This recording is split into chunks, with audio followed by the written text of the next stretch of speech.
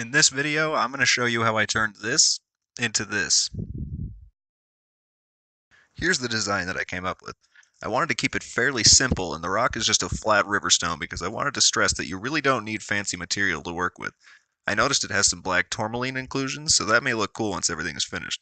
I'll start by carving along the lines to make a border, and then remove a fair amount of the interior to recess everything so that my border stands out. Once everything has been dug out a bit, then I will level everything out because there's enough room up top to add an interior design, as well as some detail to the bottom section.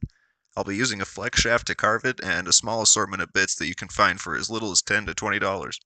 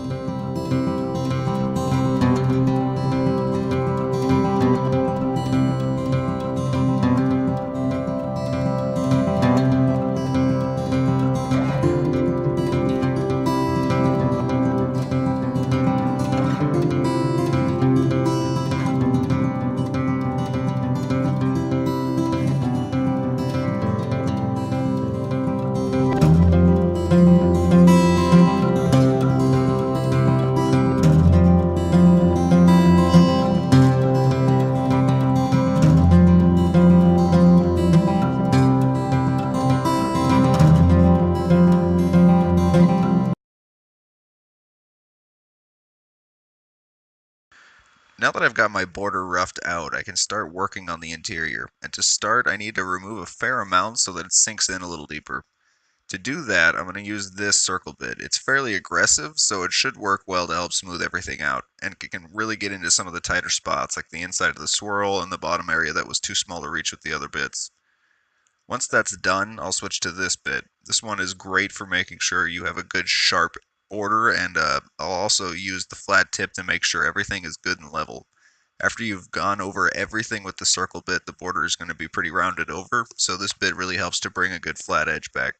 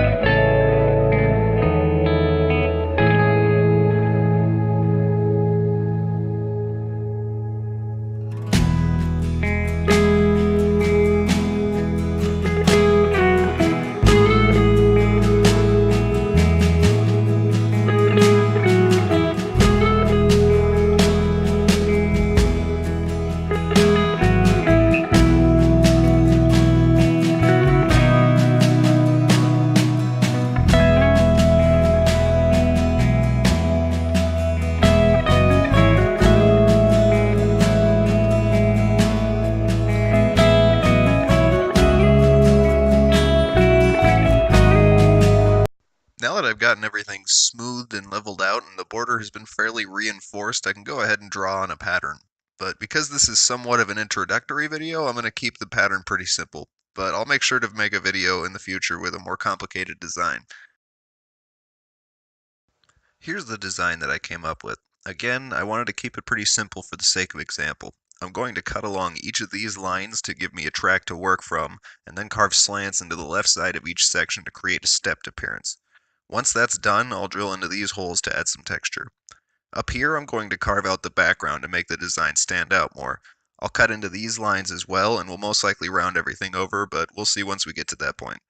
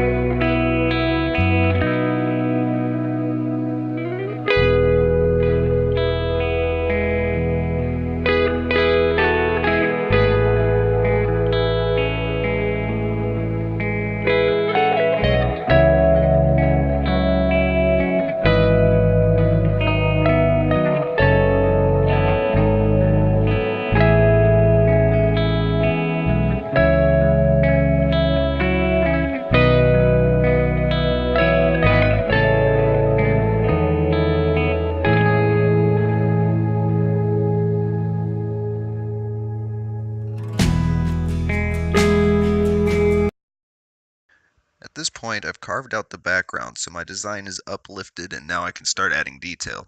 To start, I'm going to go over all of these lines and cut into them to give me a good track to work from. And to do that, I'm going to use this bit. It is a really good cutting edge, but is still small enough to reach into areas where most bits won't fit. So I'll use this to gouge tracks into all of these lines so I can use them as a starting point. I'm also going to use this to cut these loops so that I can round them over later.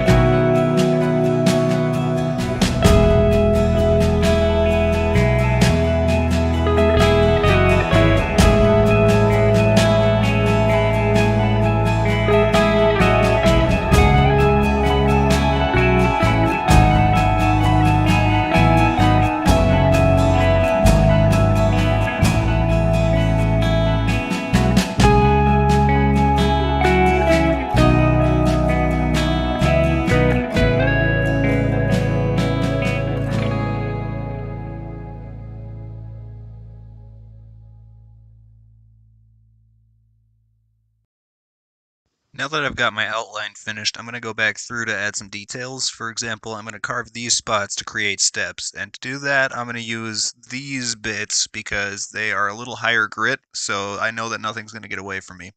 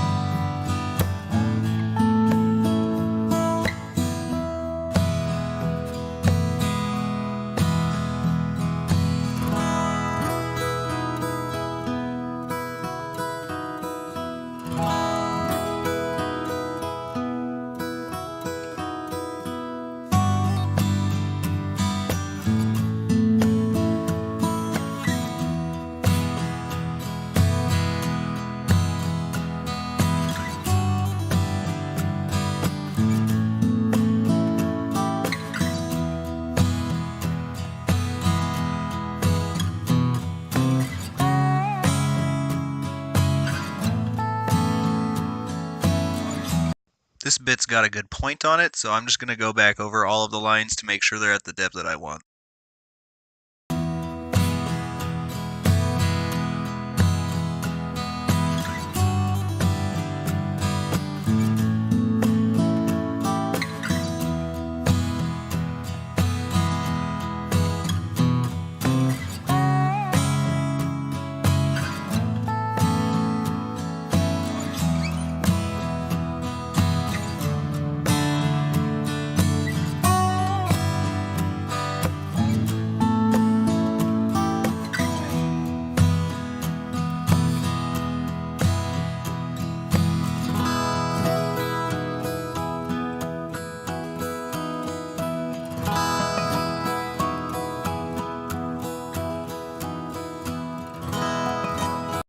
So now I have everything shaped out, and the edges are all rounded over, but it's still a little bland. So I'm going to use a few of these bits to add some indents, and this is a really simple step that can add a great deal of texture to the end product, especially if you have a few varying sizes to choose from.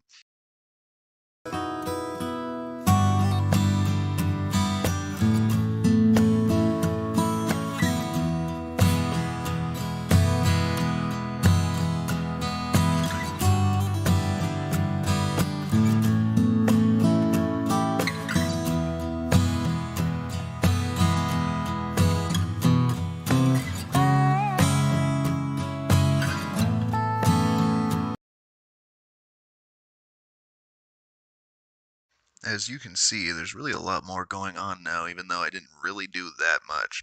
So once you get to a point that you're satisfied with your result, we need to sand the whole thing with a flap sander to make sure all scratches from the bits are gone.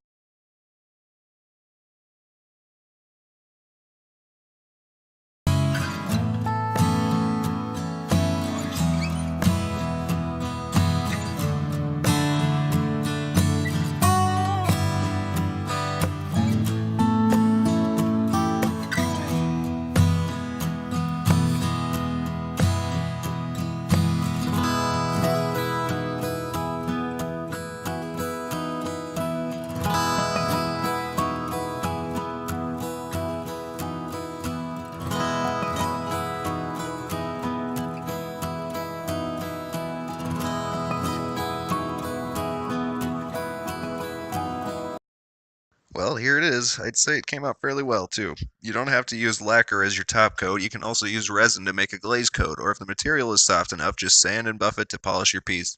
I hope you found this video helpful, and I'll have another video out for you soon.